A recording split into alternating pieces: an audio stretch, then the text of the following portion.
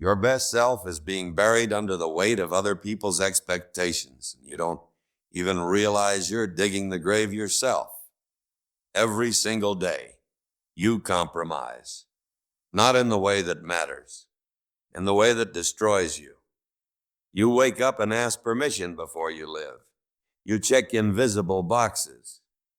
You perform for an audience that isn't even watching. And the strangest part, you've built this prison so well that you think the bars are safety. The philosopher Niccolò Machiavelli understood something most people never do. He saw that human beings are terrified of solitude. We crave approval, like our ancestors craved food. Our brains are hardwired to seek tribal acceptance, and when we don't get it, we feel like we're dying. But here's what Machiavelli also knew. That same fear is exactly what keeps you enslaved. He didn't write about kingdoms to teach you how to manipulate empires. He wrote about power because he understood the ultimate principle. If you cannot govern yourself, someone else absolutely will. There is no middle path. Your mind is either your throne or someone else's playground. Today, we're going to dismantle the programming that's been running in your head since childhood. We're going to extract 7 ruthless truths that will transform you from a person pleaser into someone who actually matters. But I have to warn you, this isn't therapy. This is psychological warfare against yourself. Once you see how you've been controlled, you cannot unsee it. You will lose relationships. People will call you cold. You will be misunderstood. And for the first time in your life, you'll realize you don't care. You'll be free. But only if you're willing to kill the part of you that begs to be loved. Let's start with the fundamental lie, the lie that has kept you small. You've been sold a story. Being moral means being compliant. Being virtuous means sacrificing yourself on the altar of others' comfort. The highest calling is self-erasure. This is slave morality, and it was designed to keep you powerless. Machiavelli wrote that a person who insists on constant kindness in a world full of unkind people will be destroyed.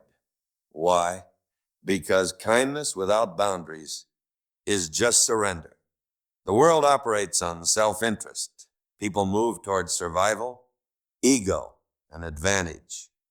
When you place their emotions above your reality, you're walking into battle with flowers. You believe your sacrifice buys loyalty. You think that if you burn yourself to light their way, they'll remember you. They won't. They'll just want the fire brighter. And when you're nothing but ashes, they'll search for a new source of warmth. This isn't pessimism. This is observation. Look at your own history.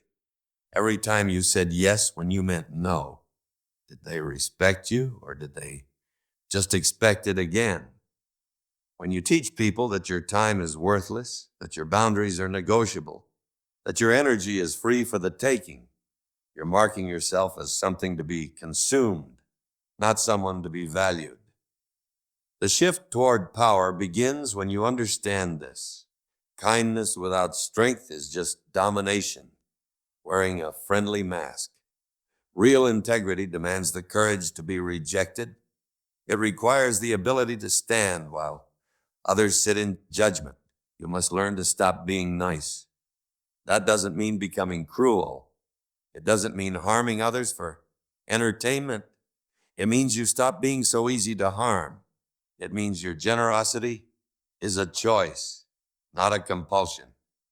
You guard it. You give it only to those who've earned it. A ruler doesn't scatter wealth, hoping the poor will worship him. He protects his treasury. Your attention is your currency. Your time is your wealth.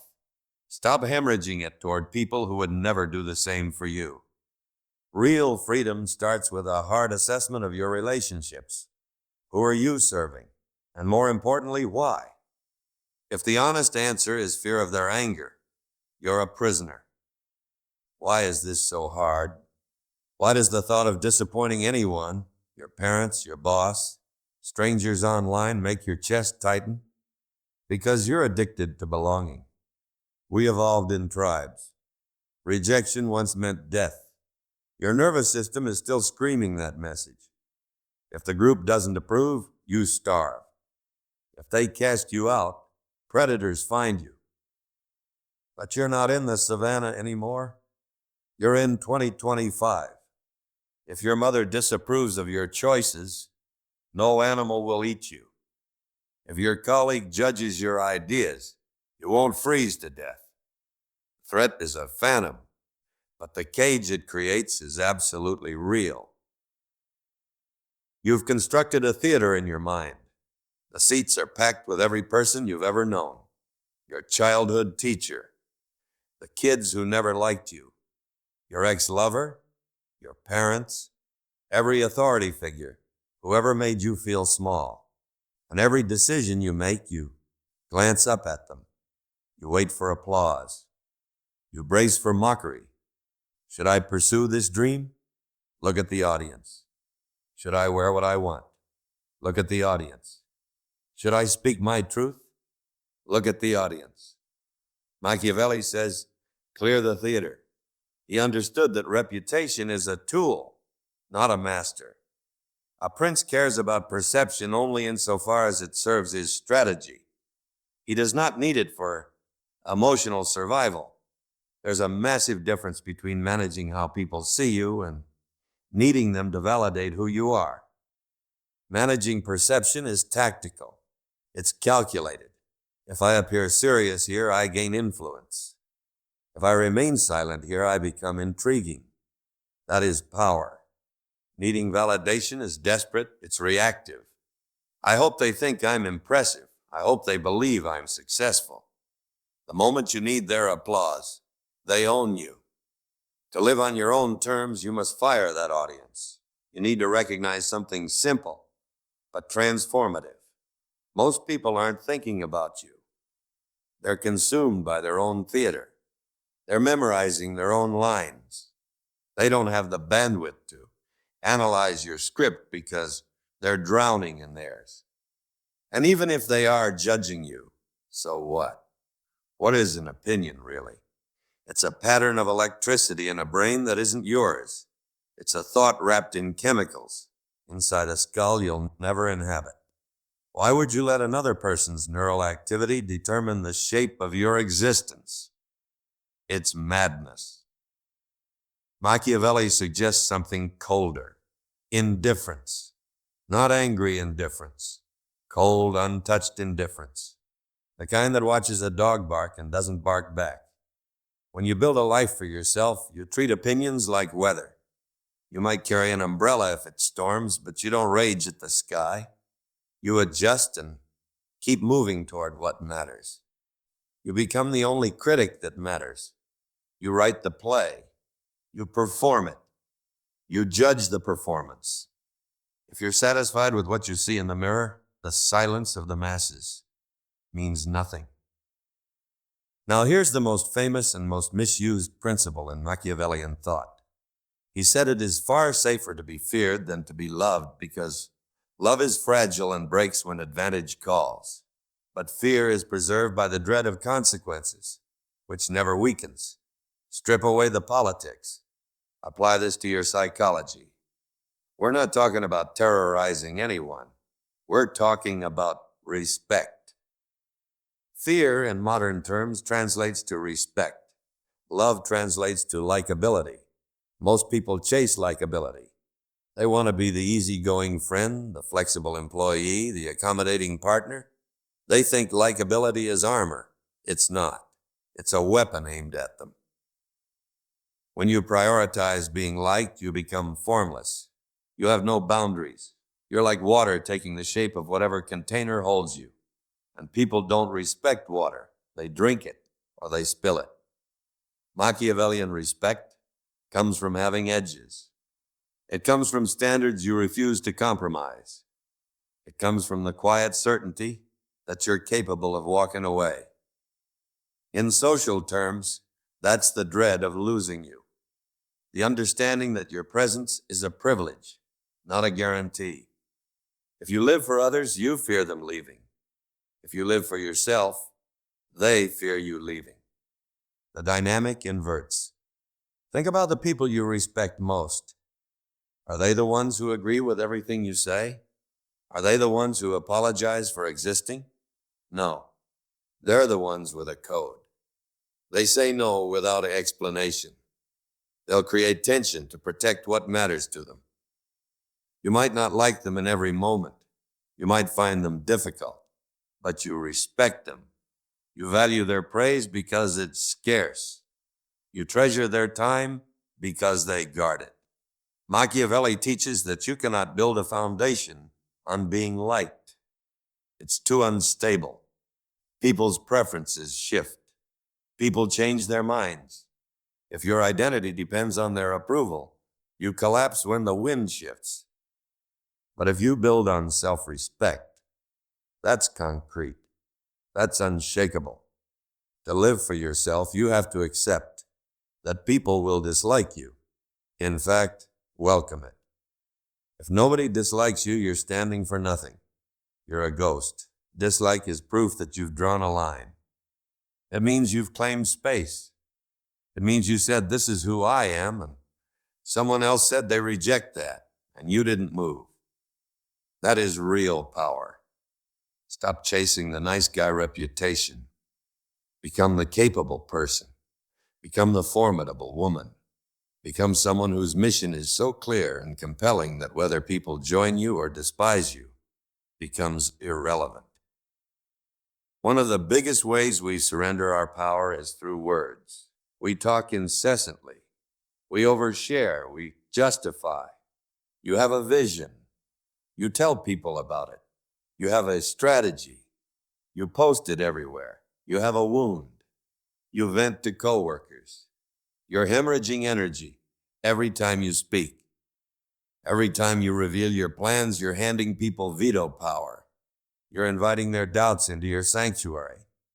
I'm going to build a company. Oh yeah? Have you seen what's happening economically? My brother tried that. He lost everything. Boom. Now you're carrying their fear. You were ascending and they attached the weight, not because they hate you, often because they think they're protecting you. But the outcome is identical. You sink. Machiavelli was obsessed with secrecy. A prince never exposes his full strategy until the move is already executed. There's no stopping conflict. It can only be delayed to benefit your enemies. In your life, that conflict is transformation.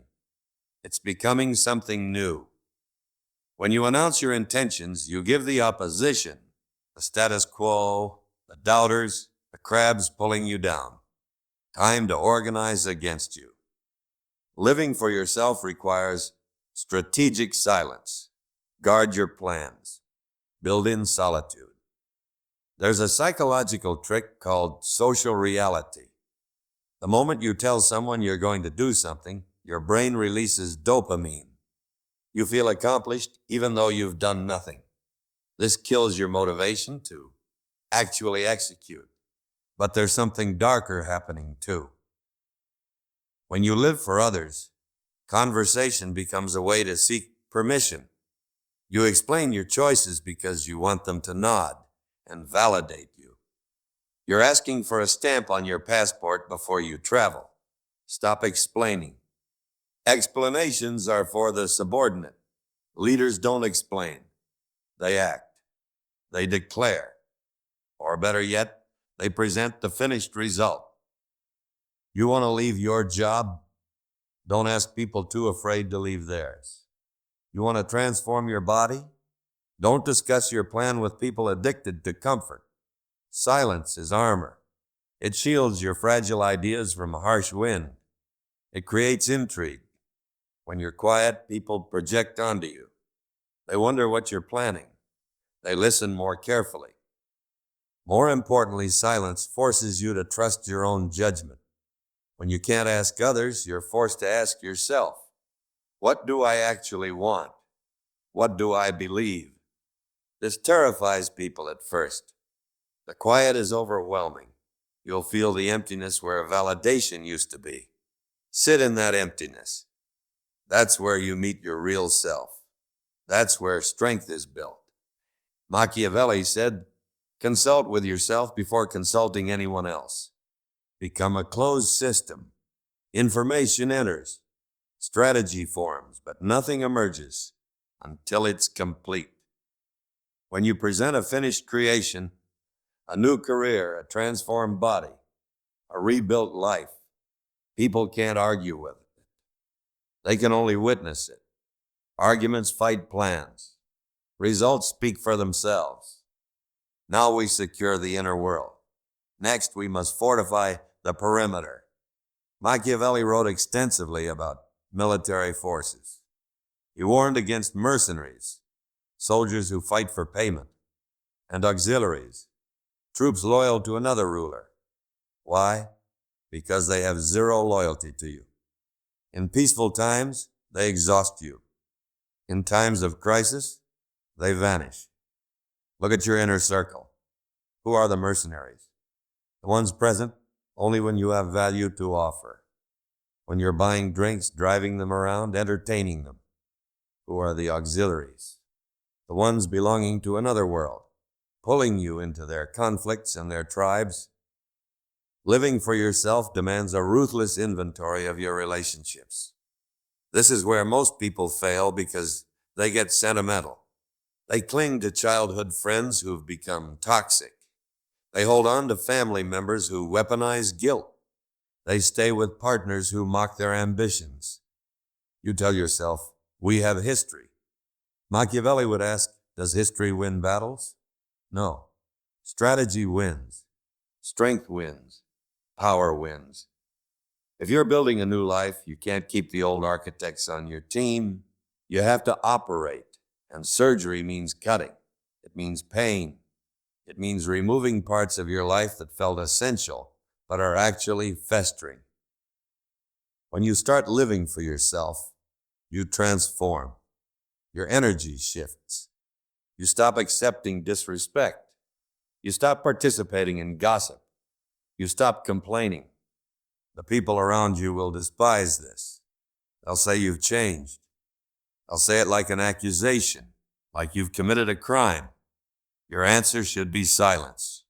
Because yes, you've changed. You've stopped being a mirror for their pain. You've stopped being a supporting character in their tragedy. You must be willing to walk alone, rather than trudge alongside those who drag you down. Machiavelli said a wise prince relies on what is his own, not what belongs to others. This means emotional independence.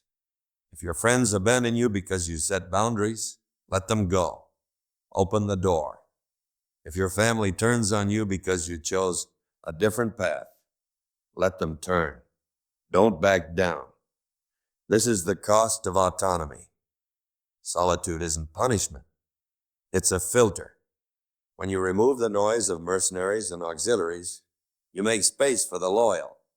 You attract people who honor the new you, not the old version. But you have to be willing to occupy that empty room first. You have to weather the social winter.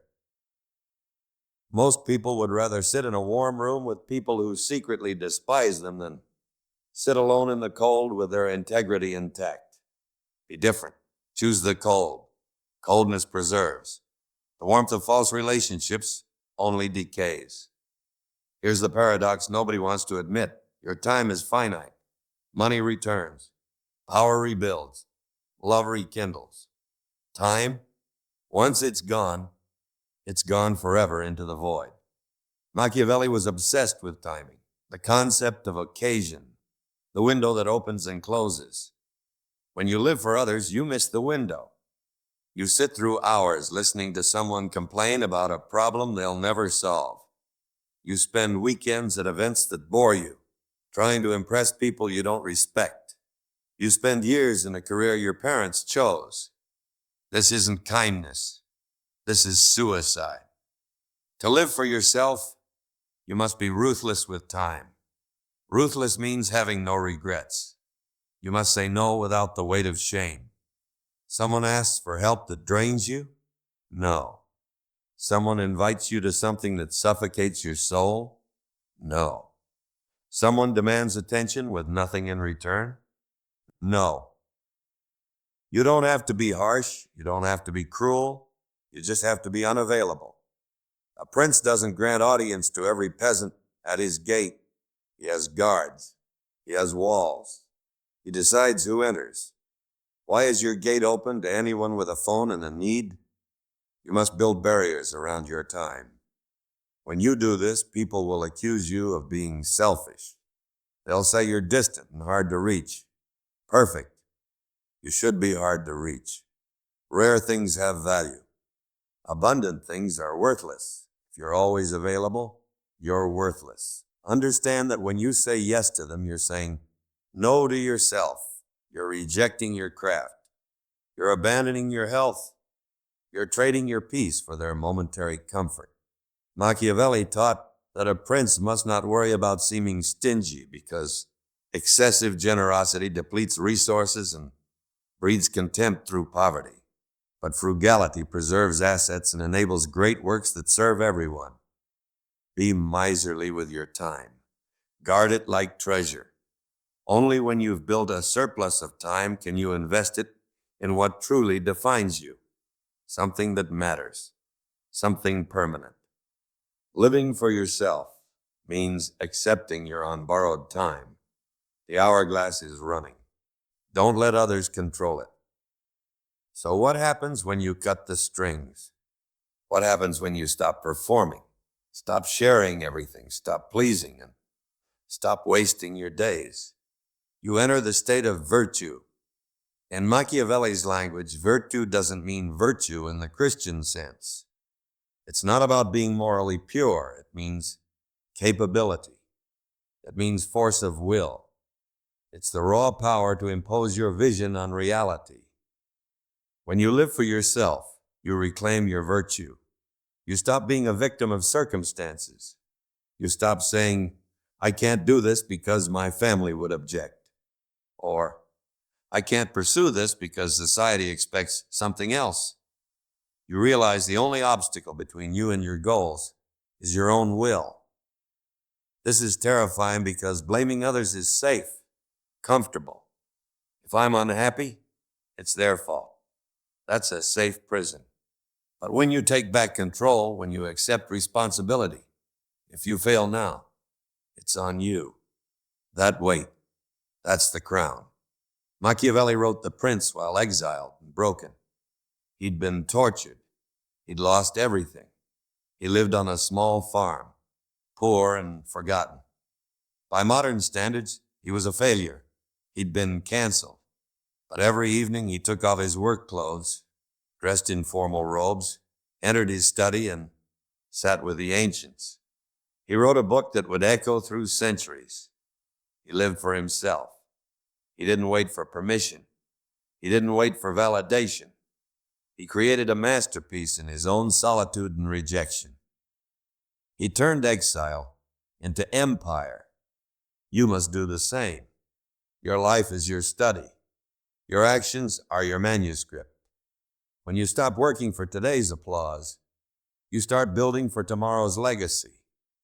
You do things because they matter, not because they're rewarded. You lift weights not for external approval, but to feel strength in your body. You learn not for credentials, but to sharpen your mind into a weapon. You create not for likes, but to exercise what haunts you. This is ultimate freedom. This is the moment you become dangerous. A person who needs nothing from others cannot be controlled by others. If you need nothing from their wallet, they can't buy you. If you need nothing from their heart, they can't seduce you. If you need nothing from their approval, they can't shame you. You become an anomaly in the matrix. You become the prince. Here's the final twist. The paradox Machiavelli understood but few admit. By living for yourself, you actually serve the world better. The person living for others is resentful. They're bitter. They give with strings attached. They're passive-aggressive. Their kindness demands payment. They poison relationships with hidden expectations. But the person living for themselves, their cup overflows. When they give freely because they want to, not because guilt demands it. When they love from strength, not desperation. A strong, self-directed person is a pillar. A weak people pleaser is a vine choking everything around it. Vines suffocate, pillars hold. By protecting your resources, your time, and your mission, you become a force of order in chaos. You become someone others can depend on, not because you're a doormat, but because you're solid. Machiavelli taught that a prince must rely on his own arms. When you rely on yourself, you can protect those you love. When you depend on others, you're defenseless, and so are they. Your children need you to be strong, not accommodating. Your partner needs you to be real, not agreeable. The world needs you to be yourself, not a carbon copy of what you think you should be. To live for yourself is the most generous act because it kills the performance. It kills the fake smile. It kills the hollow agreement. It kills the poison of resentment that corrodes families from inside. It replaces everything with truth, and truth, even when harsh, is the only ground that holds. So here's the question now that you understand the game, now that you see through the illusion, now that you know the danger of that audience and the power of silence. What do you do when this video ends? The algorithm will dangle another distraction, a viral moment, an outrage, a hit of dopamine designed to make you forget everything you just heard. The world will move to reclaim you. Will you let it? Will you look at your phone, at all those notifications and ask, do I serve this or does this serve me? The cage door has always been open. The only thing keeping you inside was the fear that nothing awaited outside. But everything is out there. Reality. Truth. Machiavelli opened that door 5 centuries ago. He stepped into the darkness and he's still standing there waiting for you to join him. But you have to take the first step. You have to accept being disliked. You have to accept being misunderstood. You have to accept what it means to actually live. If you're ready to go deeper, to understand the dark layers of human psychology that most people never see, that Mindverity explores every single day, hit the like button and subscribe so you don't miss what's next. The algorithm is listening. Are you?